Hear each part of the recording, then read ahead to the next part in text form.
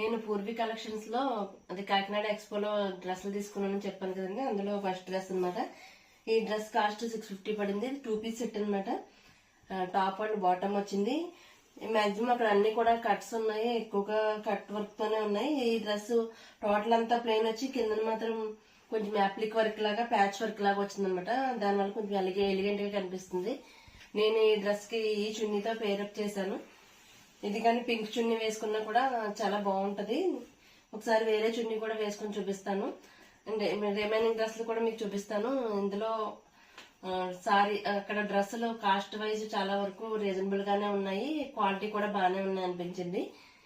అక్కడ అలాగే ఏ బిల్ చేసినా సరే 1000 కి 10 డ్రెస్లు టాపులు ఇస్తున్నారు అనమాట. అవి ప్యూర్ కాటన్ తో ఉన్నాయి, కానీ అవి నేను తీసుకోలేదు. రెగ్యులర్ గా వాడే వాళ్ళకి బాగానే ఉంటాయి. కాటన్ నేను క్లాత్ అయితే చెక్ చేశాను, ప్యూర్ కాటన్ గా ఉంది. మీకు కూడా ఎవరికైనా కావాలంటే పూర్వీ కలెక్షన్స్ కి వెళ్ళండి. అలాగే మీకు నచ్చిన డ్రెస్సులు తీసుకోండి. ఓకే, ఇది వేరే చున్నీ, ఇది నా దగ్గర కూడా ఉన్నదే.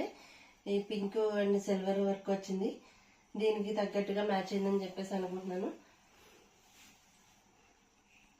ఇది పింక్ ప్లెయిన్, దీని డిజైన్ కి మ్యాచ్ అయిందని చెప్పేసి ప్లెయిన్ బాగుంది. ఇందాక వేసింది కొంచెం హెవీగా అనిపించింది, దీనికైతే పింక్ బాగున్నట్టు అనిపించింది.